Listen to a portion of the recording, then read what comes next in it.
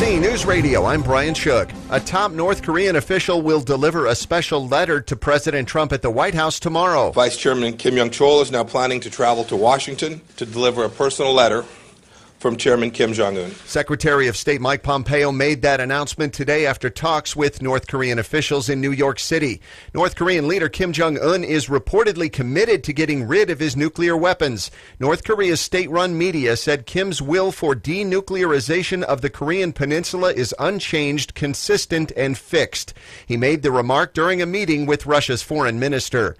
Comedian Samantha Bee is apologizing for calling Ivanka Trump a vulgar name. Bee made an obscene remark about the president's daughter on her TBS show after outcry on both sides of the political aisle. Bee has since tweeted, "I would like to sincerely apologize to Ivanka Trump and to my viewers for using an expletive on my show to describe her last night. It was inappropriate and inexcusable." Bee then admitted she crossed a line. Earlier on Thursday, the White House pushed Time Warner and TBS to take immediate disciplinary action. Tom Roberts, NBC News Radio. America's closest allies are hitting back after President Trump slapped tariffs on imported steel and aluminum.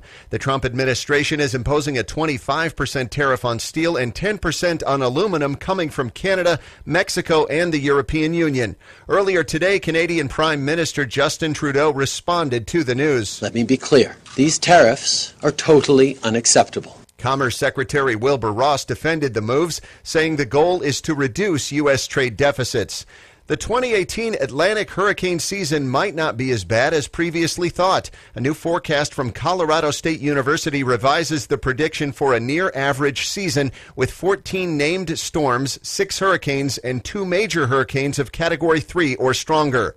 You're listening to the latest from NBC News Radio.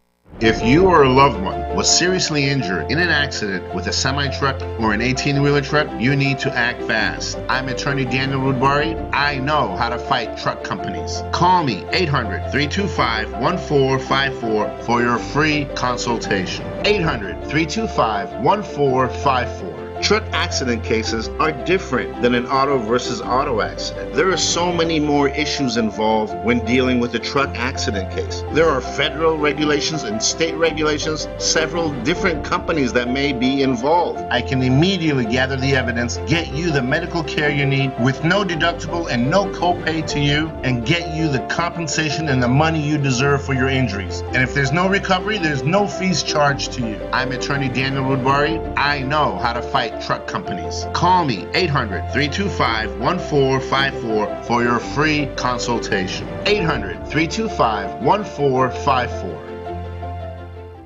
Here's Replete Vegan Skincare founder Elizabeth Toro. Investing in your beauty is investing in quality of your life. The secret is in Replete Spring Serum Complex. It puts elasticity back in your jawline contour for completely remodeling the effects of winter. It improves firmness. It gets rid of sagging and wrinkles. And it puts the smoothness, radiance, and freshness you want in a spring day. RepleteSkincare.com for your skin to look and feel its best.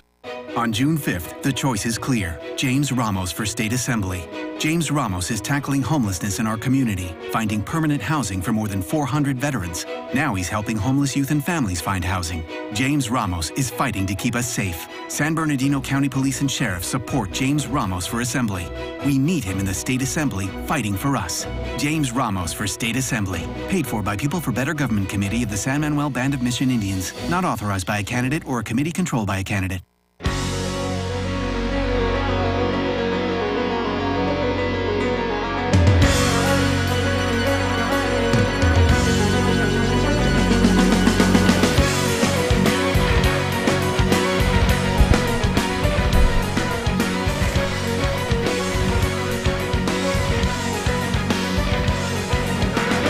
Live and in color from the NBC News radio station of KCAA 1050 AM, 102.3 FM, and 106.5 FM, located in beautiful sunny California. Welcome to the Water Zone this afternoon. Hope everybody's doing good. I'm Rob Starr along with Chris Davies. our co-host. How you doing, Chris? I'm doing great today. Nice sunny day, as you said. You were working hard all day. It was indeed, yeah. You had your office door shut a lot?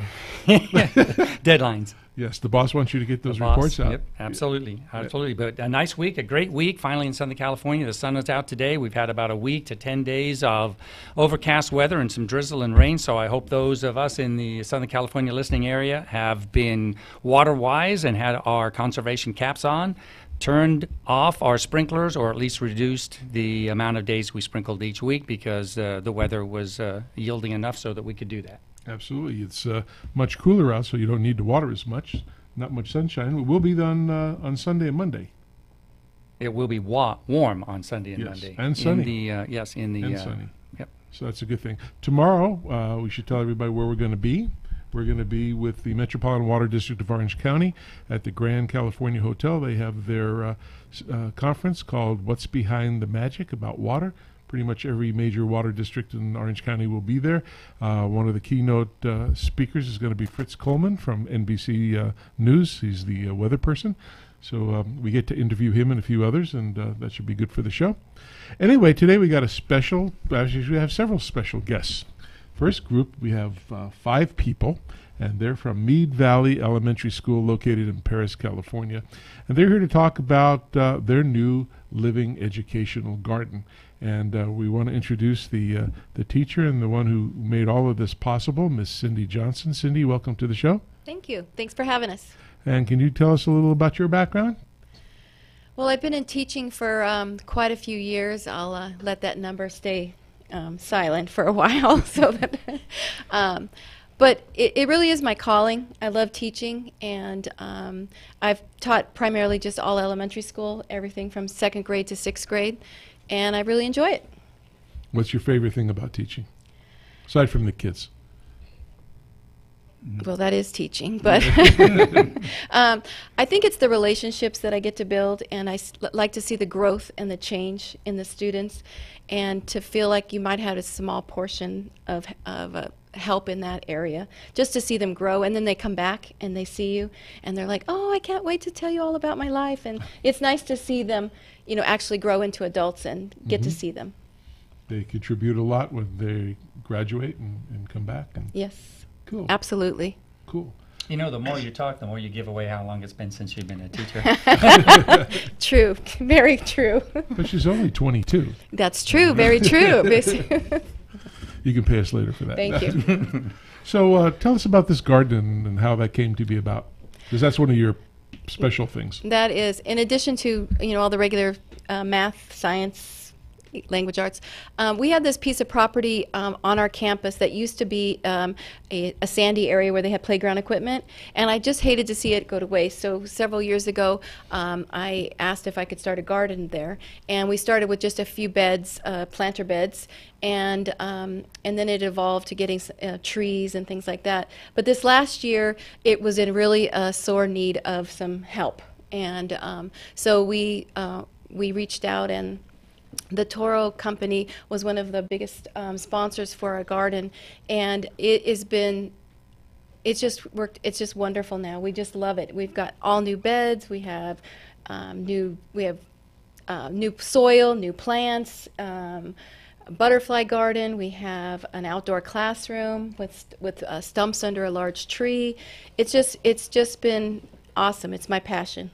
Excellent, excellent. Can we talk to some of your students? Absolutely. So we're going to talk to Alexandra next. Now, how you doing? Good, how are you? You nervous? Yeah. Nothing to be nervous about. So tell us about the garden and what you did for it. Well, what we did for it was we did all the soil, we put all the plants, we did all the rock, we raked, we made it better. Okay. Than how it was. You got water going to it now. Yes, we do. And I noticed when I was there that the vegetation, all the vegetable things that you planted are gigantic now. Yeah, especially our cilantro. They're tall. And what do you do with all the vegetables in that you grow? We sometimes pick them, and then Miss Johnson cuts it at home, and then she brings it to class, and then we eat it, I guess. What's your favorite vegetable? Probably a tomato. Tomato? Big ones or little ones? The little ones. Little ones, they're tasty. All right, let's go to Ariel. Aren't you the Ariel that was in that movie I saw with Disney? No. It wasn't you. So tell us what's some of the fun things that you did when you were doing all of this. Well, to me, my favorite thing that I did was planting all of the vegetables and the flowers, and all of that was just really great to me. I really like how we shoveled in all the rocks too, how we put them in wagons and we unloaded them. That was really fun. And with the soil, how we would carry the bags, I think it showed how well we are, like, as a class at it, teamwork. I think that's how, like, it was really fun, the whole experience. It was. Did you have a dirt fight?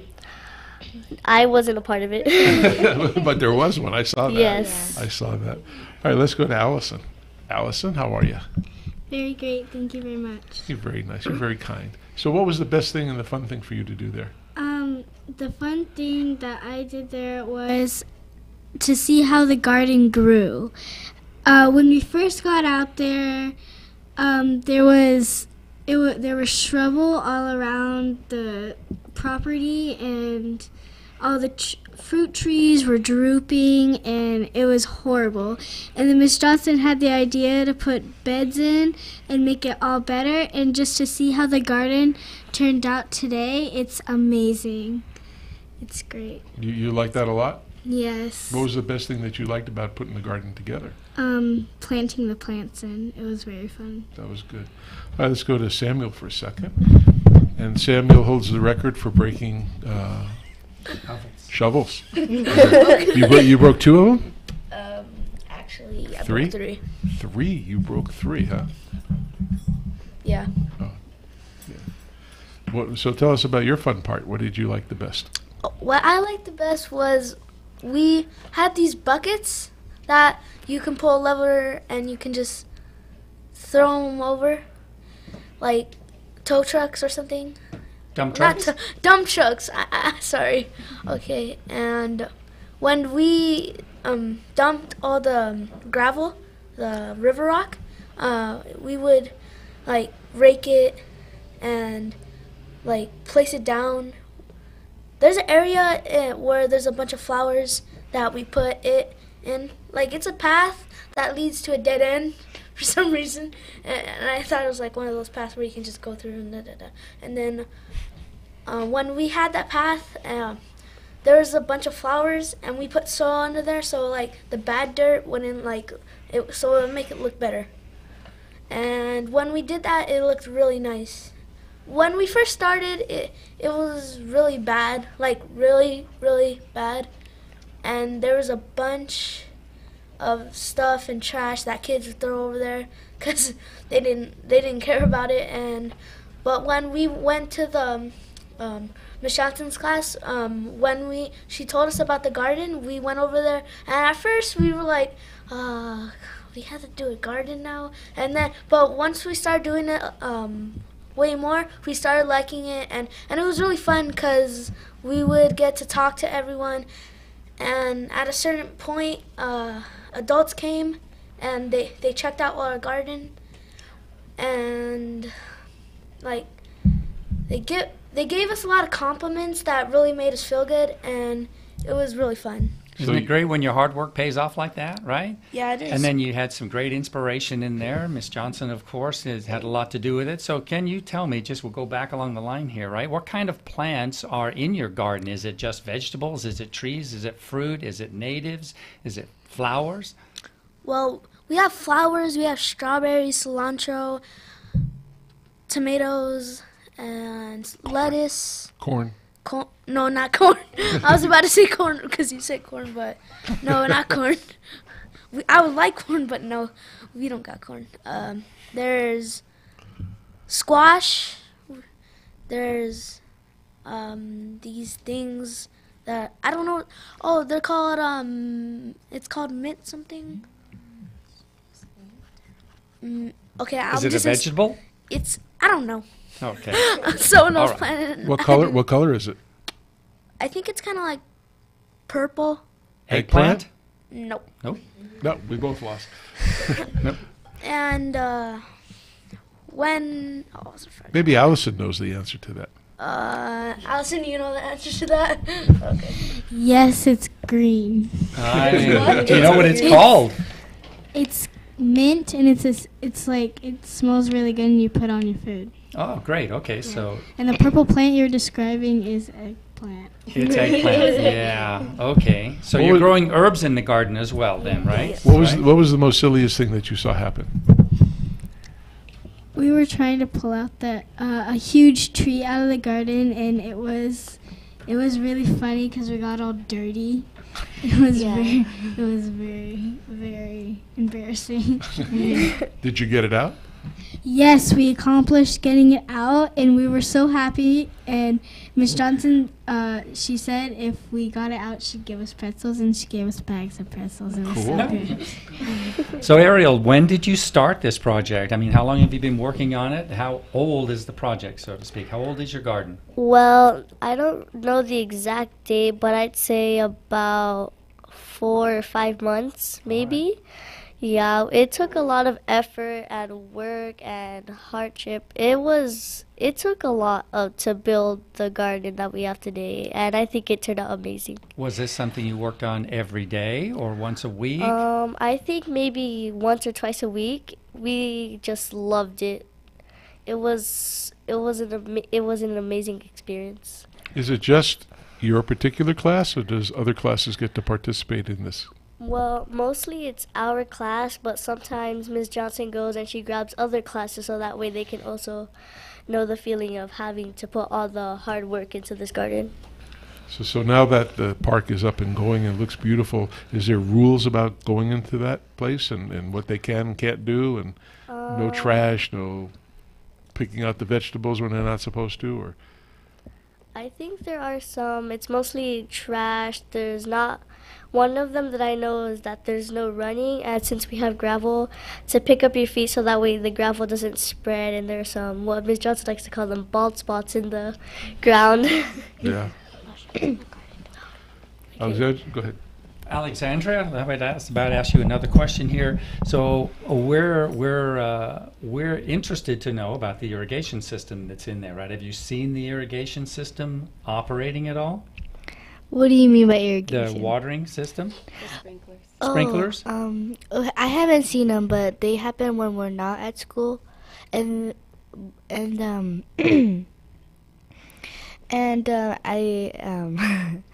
You're getting right to the question I was going to ask, right? So do you see the sprinklers going on during the day, or do they operate at night when it's cooler so there's less evaporation and conserves water? I don't think I ever seen them going during the day when we are in the garden. I think they mostly happen when at night. Excellent. So what kind of what other things do you teach about the garden? What instructions do you give, and what's the subject matter? And Well, the garden's a great place to teach a lot of different things. They touched on a big part of it, which is teamwork, and that they work together to accomplish a goal, so hard work. But of course, the natural things about plant life and those kinds of things. In fact, one of the things I had a dream of was putting up some boxes on the outside of the planter beds that had a plexiglass front to them. And my principal said, great, that I'll do that. So now the kids can see not only what happens above the soil, but they can see what happens below the soil, because they can see through that plexiglass and see the root systems and things like that. So they're really getting a great introduction into this curriculum. And next year we're going to be starting a garden club after school, and partnering up with some local businesses and foundations that will come out and provide education, and also the high schools that have the FFA programs, so that it's another pathway that they can explore to see if they're interested in that when they go to high school, or even on to college. So they're learning a lot out there. Now, I understand that you're going to get some materials from the Weiland Foundation? Yes, they're going to be, the Weiland Foundation is one of the foundations that's going to be providing us with educational materials for the garden club after school, as well as we can implement those into the classroom to meet our standards. Now, do they get cooking lessons now that you're growing their own food? If I had my way, I'd be the garden cooking teacher. So anyone out there that would like to fund that, just let us know. Do any of you kids cook? I do. A little bit. I cook a little bit too. What do you cook? Well, I found this thing on YouTube where it's like toasted bread, and then you get a cookie cutter and put a shape in it, and then you put an egg inside, and then you cook it, and then it's like a breakfast thing. That's pretty good. You bake them all the time? Not all the time. Can you make it tomorrow? I'm busy tomorrow. I can't come over tomorrow. So. I bet that'll be good with eggplant. And tomatoes. Good pun. All right, Samuel, how about you? What do you like to cook? I like to cook something that has nothing to do with the garden. But I'll tell you anyways. I like cooking like home stuff, breakfast, dinner sometimes. And that's pretty much it. Like what? You like to cook, but what? Spaghetti. For breakfast? No, for dinner. Pizza? Eggs. Yeah. Toast. What's your favorite meal? It's a hard choice. Mine's all of them. Mine's all of them. Can you tell? Oh, I get that. My wife says I need to get in shape. And I told her I have a shape. I'm round. But she's not convinced. So I have to argue. So you guys are on the seafood diet, right? Seafood and eat it? Everything you see. Oh, that's funny. I get it. Ariel, what do you like to cook? And do you cook? Well, I sometimes, it's not really cooking, but more like helping cooking. Sometimes when family comes over, I go and help my mom cook to pass the time. There was this one dish, I forgot what it was called, but I would cut onions, tomatoes, and cactus, and I would mix it in a bowl and then add cilantro to it. And I would give it to my mom, and she would serve it on tacos and other things like that. That sounds delicious. Yeah. Allison, what's your favorite? Do you cook? What do you like the best? I like cooking this dish. I'm vegetarian, but I still cook it. We take this spicy chicken and we add a whole bunch of onions and lettuce and tomatoes and veggies, and we cook it together, and you have to keep on frying it. And then we serve it at a family dinner. It's very fun. Awesome. Boy, I'm coming to all your people's houses. So, Cynthia, what do you cook? They make fun of me because I cook every night. We do most of our cooking at the house, so we make our own sauces, and we make, whatever we're going to have for dinner and breakfast and lunch. And I love to bake. In fact, I even baked some things that had things from the garden. So I made some chocolate chip zucchini bread. That was really good, and it was flourless and it was sweetened with honey, so there wasn't any processed sugar in it or anything. And then I made some carrot cake. You made something for the garden event, right? The ribbon cutting. Yeah, those are the two items that I made, and so that was. I always liked it. I wanted to make a dessert item, but I wanted it to be a vegetable dessert item. So that's always kind of tricky when you're trying to make dessert out of vegetables. What's your favorite food? Like you. You like me? I said like you. Okay. Food is. It's okay, honey. She's only kidding. I guess my wife is listening. There's not, but it's easier to say what I don't like. So there's not very many things that I don't like. What are the plans for the garden over the summer?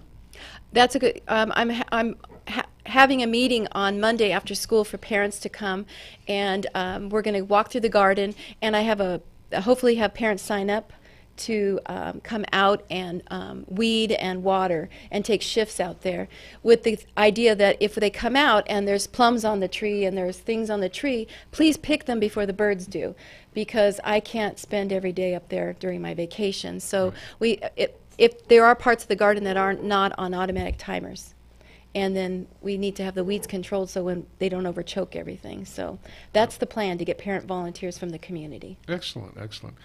And you're going to grow this garden even further? Because there's extra land I saw inside that you can do more things with. Right. I'd like to expand our outdoor classroom. And we have it was a greenhouse, now it's a shade structure because we put the green cloth on there. And I'd like to have that so that kids can come out and do science projects and, start seedlings out there to be planted in the garden. We'd like to have sources of electricity, which we can't have, so we're waiting for solar to go out there so that we can do some other things. We've got some tower gardens coming in that right now will have to be inside with grow lights, but the manufacturer's working on some that will run on solar, so that we're able to put solar panels out there and then just show the kids another way that we can grow vertically. Okay. So Samuel, what do you see next as a project that you guys can do? What I see next, I once thought of something of like planting trees and that grew apples or lemons, some kind of fruit, because we have fruit like strawberries, and I think that's the only fruit in our garden, and the rest is just vegetables. So more tree fruits, orchards. Yeah, we do have an orchard that has grapefruit. I think it has what's it called? Plums. Plums. Yeah, plums. And I once thought we could take the whole tree down from the indoor outside classroom and use that to make not to cut the tree down, but to put a bed right there so it can have some shade, and come over there sometimes and look at it to see how it's doing. Because when we're out there, sometimes we get sprayed with water because it's hot, and we're out there some days the whole day. The only reason we're out there the whole day sometimes is because we have less stuff to do, and we get it all done quick. It's like recess. Yeah, kind of like recess. And Miss Johnson says you can go out there. Yeah. And work.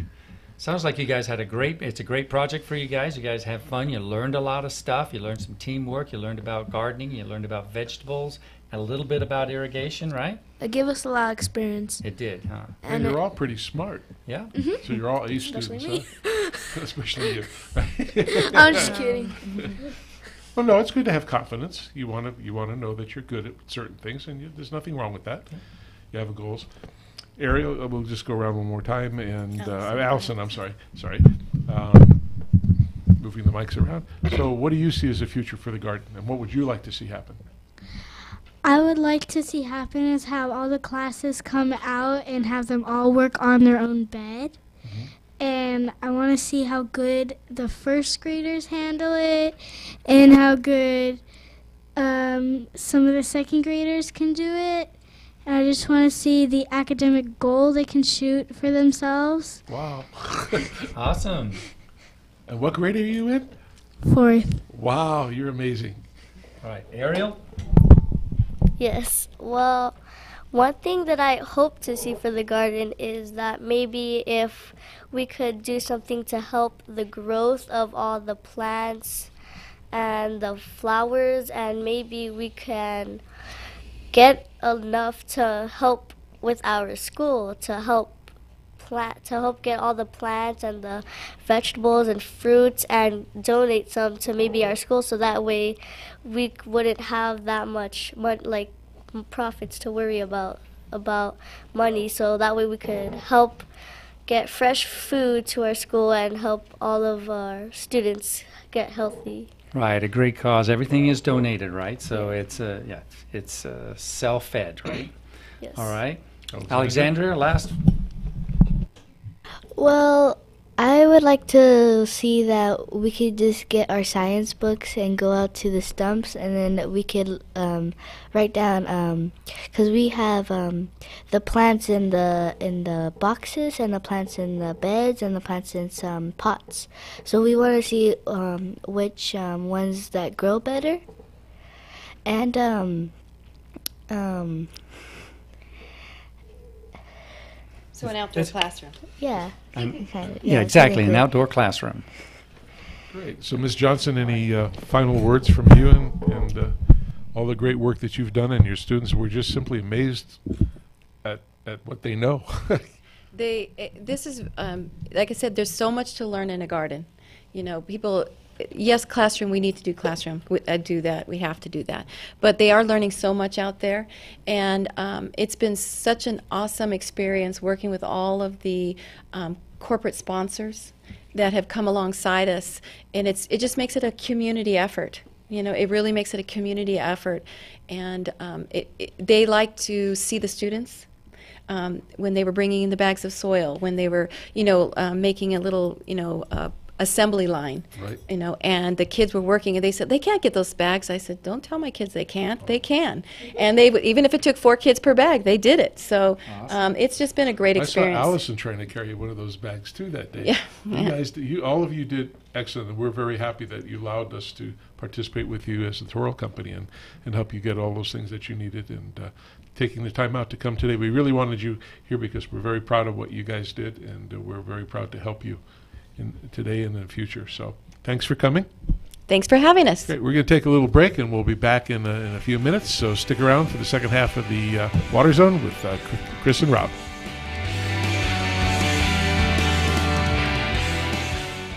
KCAA Loma Linda, 1050 AM, K292FQ Riverside, and K293CF Moreno Valley.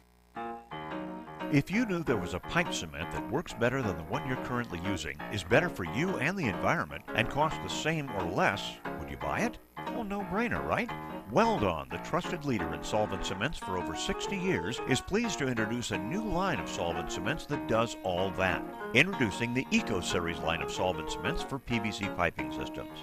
Not only does it work great and set fast, it also has 30% lower solvent emissions and less smelly fume. A better workplace environment when you're installing pipes. But don't just take our word for it. Eco Series products are the only solvent cements that are Green Seal certified for environmental innovation for effective performance, improved working conditions, and for use with potable water. Now available in a medium-bodied fast-setting blue formula 905 Eco and a regular-bodied fast-setting clear formula 900 Eco. Pick up a can today from your local distributor and see, smell, and feel the difference, just like Joe Sweat, president of Sunrise Irrigation, did. He said, after using Weldon's 905 Eco, we immediately noticed the application was smooth and there was noticeably less odor than other blue solvent cements on the market. The guys love it. To learn more about Eco solvent cements from Weldon, visit the website at www.weldon.com or call the technical service hotline at 877-477-8327. That's 877-477-8327.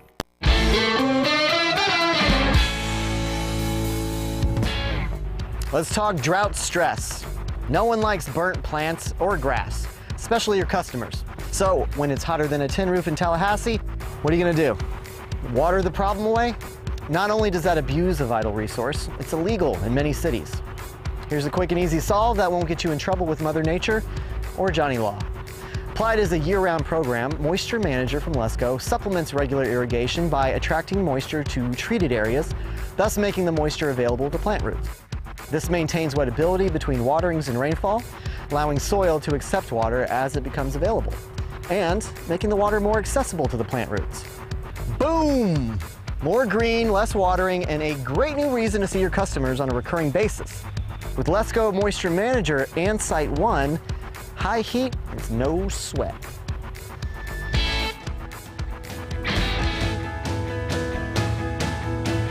Hey, well, welcome back to the second half of the Water Zone. I hope that was interesting to you. I thought the kids were adorable, and they just blow me away of the knowledge that they have and the way they speak, and it's nice to know that they care about the environment and everything else. It's just mind-blowing. I'm great. Yeah. I'm happy they're doing that. I think it's yeah, I think great bunch of kids, good articulation, well-spoken. They certainly knew what they were doing. You could tell that they had a great time with that garden, Yep. and they want to continue along that line.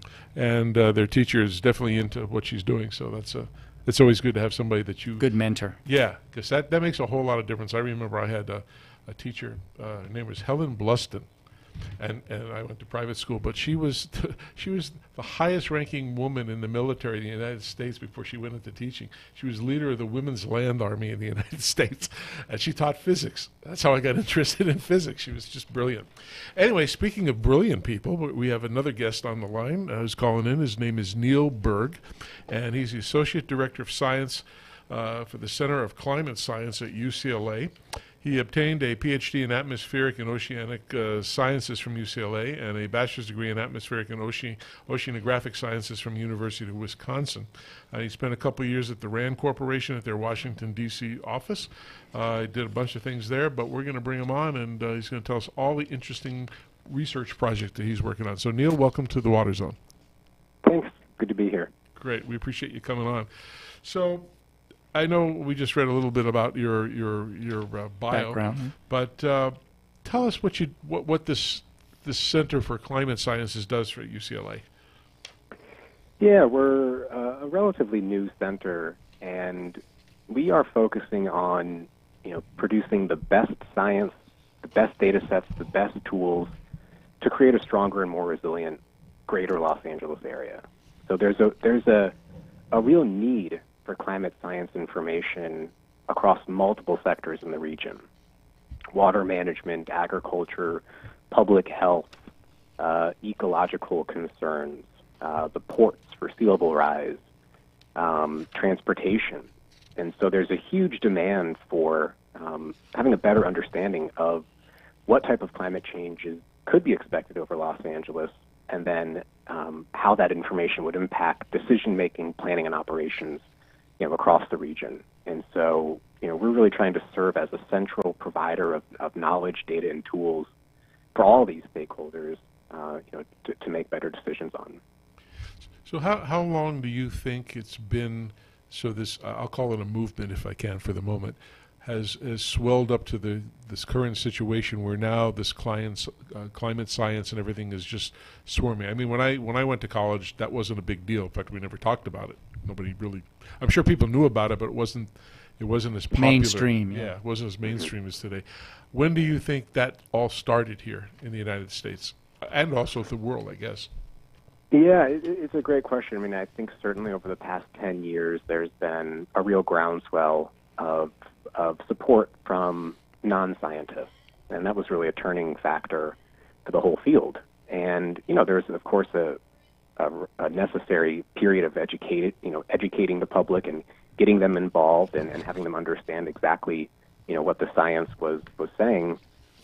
And that was followed with some pretty solid political leadership over the early 2000s and around 2010, and that really led to the Paris Treaty a couple of years back, which was an international scale recognition of the importance to prepare for and adapt and mitigate the worst effects of climate change. Right. I think in California, it's probably been a much bigger issue and more pressing on the minds of people here for much longer. Just given the heritage of California being such environmentally conscious, and its residents caring so much about the natural world around us, and having what I feel is a real appreciation of our natural environment and a strong desire to protect it, and maintain that for generations to come. Now, we know from hundreds of thousands of years ago, there wasn't the people, there weren't the cities, there weren't the cars, there weren't the cement on highway roads and things of that. But and given that there's always going to be a change as our world grows, but do you believe that the Earth has cycles? Like it's getting hotter now. Did we have that 200,000 years ago, and then it cycles into the cold and back? I mean, again, with all the people and all these other buildings and we're evolving, yes, I can see some change, but do you think it still will go through these cycles? So maybe 100 years from now, it's not going to be like it is today. It's going to be cooler, or Well, there's for the eternity, of our planet, we've gone through, natural and episodic climate fluctuations, and these range on the scale of, a few years. Like an El Nino event, can impact our local and larger scale climate. Volcanic eruptions, can modify global climate as well. And there's other, a whole range of natural processes in our orbit and our tilt and the, solar radiation coming in, and all these factors have conspired to, swing our climate from ice ages into very warm periods, when the dinosaurs were inhabiting Earth. And all of that is a backdrop of what's happening right now, where there is really something unnatural happening, and there is a human element to our changing climate, and that's really irrefutable at this point. The alignment of observations indicating that already we're seeing, rising temperatures, rising seas, other impacts of climate change.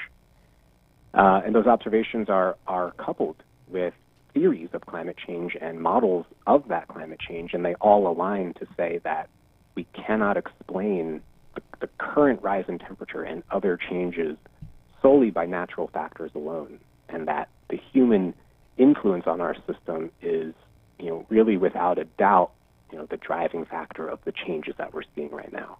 Yeah, certainly, humans are part of that equation that wasn't hundreds of thousands of years ago. Now, you and your team did a bunch of different researches. You did things on Los Angeles Regional Climate Assessment. You also did the future of extreme precipitation in California. Can you tell us a little about those projects that you worked on? Yeah, so for the past few years, we've really isolated and focused our research on these sort of local climate change impacts, and we've been developing a series of modeling techniques where we have been able to translate global scale climate models, which have resolutions about 1 to 200 kilometers. So every grid cell in that model is about say 200 by 200 kilometers. So very coarse. It doesn't capture the fine scale topographical features and other aspects of say just Los Angeles alone. And so we've developed techniques to translate that very coarse scale resolution data down to the neighborhood scale. So now on the order of just a couple kilometers, or a few miles wide. And that's really given us a pretty amazing peek into the spatial scale and very fine temporal scale. So, on order of days or hours, about what we might be able to expect in the future here. And we've looked at wildfire, temperature, precipitation, snowpack for just the LA region, and also recognizing that for water, LA is so reliant on distant sources in Northern California. We also performed a series of modeling experiments to understand future changes in snowpack across the Sierra Nevada, and of course its implications for water management and water supplies for the LA region.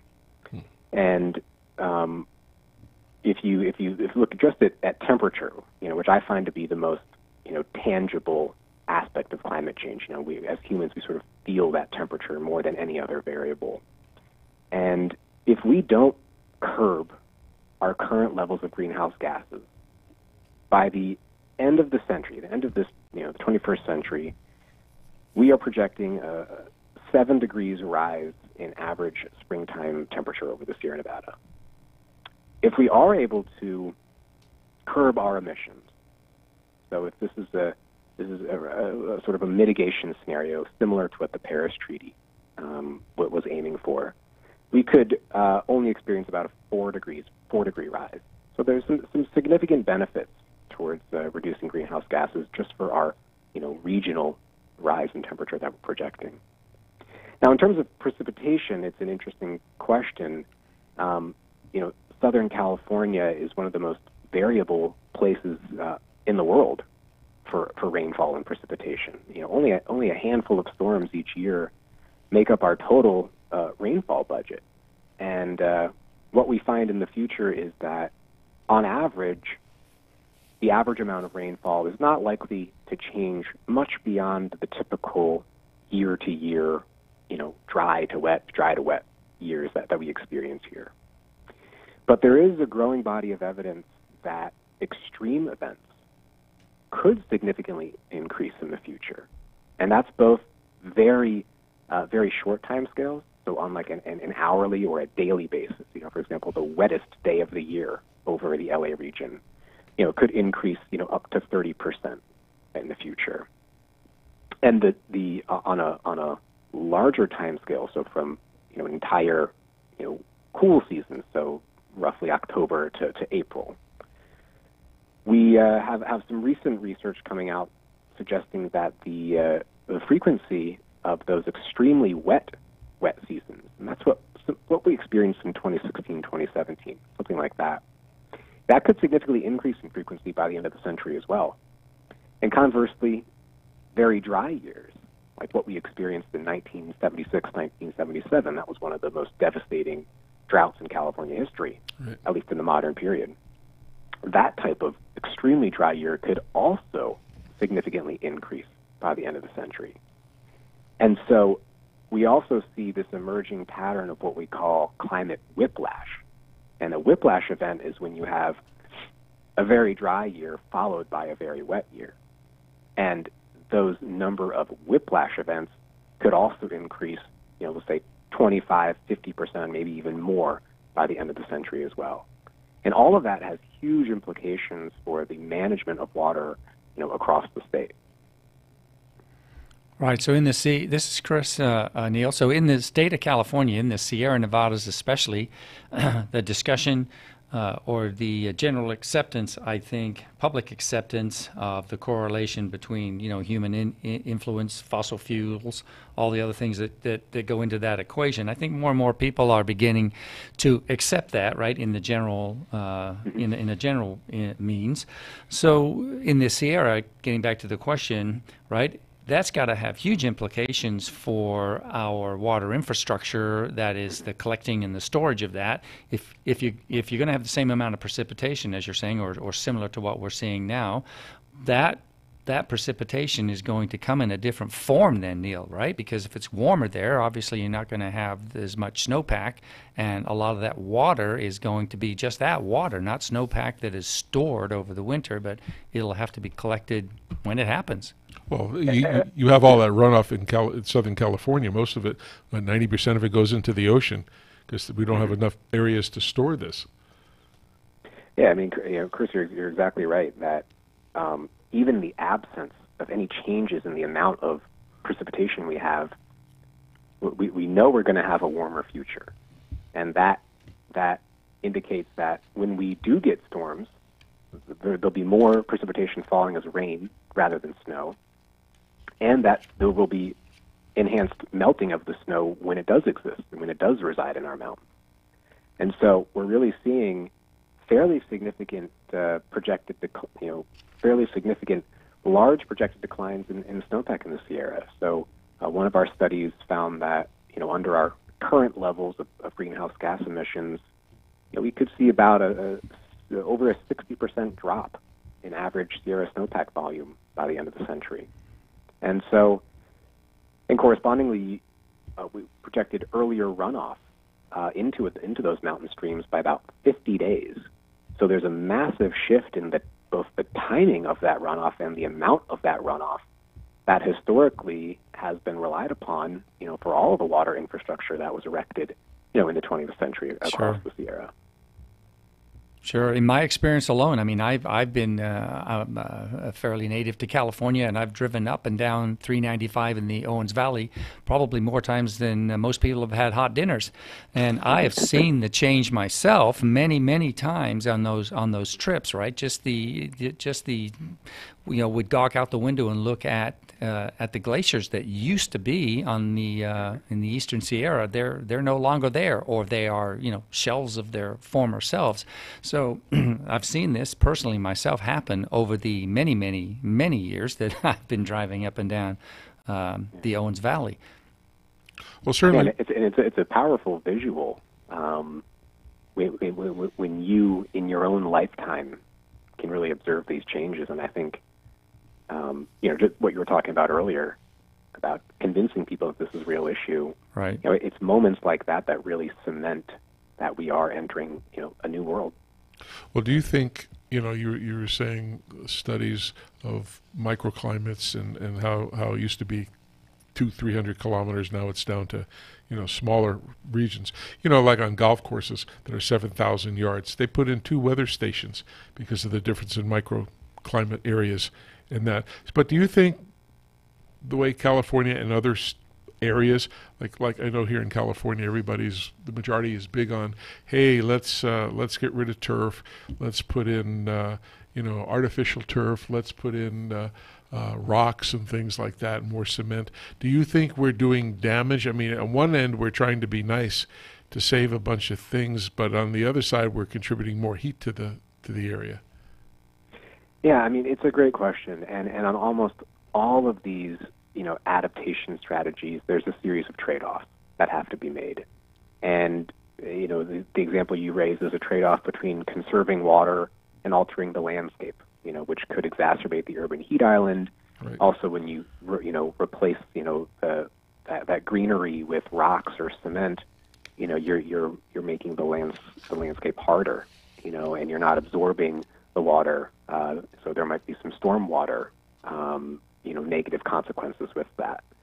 You know, I think on the net, you know, you're looking for strategies that give you the most positives in minimizing the negatives, of course. You know, I think just thinking about the vulnerability of water resources for LA and the greater region, you know, for me personally, I tend to feel like maximizing water security for the region tends to bubble up as the top priority for me, because we are so reliant right now on distant sources from the Sierra and the Colorado River. So, you know, actions to reorient and redesign our system to be more reliant on local rainwater capture and storing that as groundwater, and just generally conserving and recycling water wherever we can, to me, you know, is a very strong benefit. Well, we're seeing lots of, you know, aside from ocean desal, we're seeing a lot more of inland desalination taking place. And they have this other term that I know that Mike Barron always used to joke about me not saying it, but they call it toilet to tap, where people are taking and recycling the water. And, you know, Irvine Metropolitan Water District, Orange County, LA, everybody's starting to get more involved in it, because the water that we drink today or that we use today has been here since the beginning of Earth, and we're just repeating using it and using it and using it. There's not really any more sources available. It is what it is. And with what? Yeah, it's a finite resource. And I was actually driving through Beverly Hills earlier in the week, and on Sunset Boulevard in Beverly Hills, and in the margin where they have a lot of grass and other, you know, flowers growing there, they had a sign in there saying that they were watering that landscape with non-drinkable water. And that was really encouraging for me to see that, you know, a community like Beverly Hills is also taking, you know, really progressive steps to conserve and preserve their water. Well, you know, and that's a good thing to do. The problem that you have is you have an infrastructure already built for potable water, and I don't see them ripping up all the streets and the whole mechanism to put in the non-potable water. But, you know, in Beverly Hills, we were doing a project with them about a year ago, and they had a symposium with Israel, because they have a partnership, the city of Beverly Hills, with Israeli companies on water conservation. And one of the people who's the conservation manager, Debbie Fagoni, was telling me they had a couple customers with multiple pools. Like one house had 7 pools in their house, at their house. Wow. I mean, 7 pools? I mean, and it wasn't a resort, it was somebody's home. And they kept finding them. They were they were on a tiered rate system. They were at the highest rate, and the owner of the property says, "I can afford to pay it, so I will pay it." And he continued to do that, which was amazing. I mean, that type of, you know, excessive, you know, lifestyle, I think is sort of fading. of being attractive. And I got the tail end of your discussion with the students working on the garden before this, and I'm so optimistic with that generation because they're growing up in a world that emphasizes and glamorizes conservation and environmental stewardship, and understanding the land around you and protecting it is valued again. And I don't see them saying, I want 7 pools in my home. No. I see them growing up to say, I want an amazing garden in my backyard with sustainable irrigation, and I want to know where my water comes from. I want to know where my food comes from. Yeah, they certainly have the passion and fire in their belly to do those things. Yeah, I agree. And in the future, right? I mean, half this battle, maybe more than half this battle, is going to be won by what the individual does, right, versus what the state or the government does. So, just kind of broaching that question a little bit. What is California doing right now as a result of some of the research and the data that your center is providing? Yeah, I mean, we're trying to support some of the citywide initiatives to become, water independent. The mayor has set out some pretty strong goals to really rely mostly on local water resources. And again, our research indicates that at least on the average, the amount of rainfall we get here is likely to be, within the realm of what we experienced in historical conditions. And it really encourages, what I find, across the city of people caring more about where their water comes from and taking their own small-scale actions of, conserving water where they can, supporting policies and, rebuilding infrastructure to make water systems more efficient, and getting educated, which is the first step about, what the LA River does and what these aqueducts do and where our water comes from. I mean, I find that almost is sort of step 0, is just having our research educate some of the public about the fragility of our system and the vulnerabilities of it. And then that would then lead to, some more, substantial policies to, fund and implement some of these water strategies. Yeah. A lot of the research you're doing so important, Neil, and both Rob and I were very impressed in reading through some of the information that you provided for us, and we got off the website. So, what's in the future for the center? What's next for you guys? Well, we have some really exciting projects coming up. We'll be focusing a little bit more on wildfire in the coming years. So we're going to be developing better simulations and models of future wildfire that take into account land use changes and vegetation changes across our region. And we are also going to be focusing on atmospheric river events. These are the types of storms that tend to give us the most extreme rainfall amounts over Southern California. And we understand their changes on a global scale, but we're going to start to examine them, on that neighborhood scale as we've done for the LA studies. Great.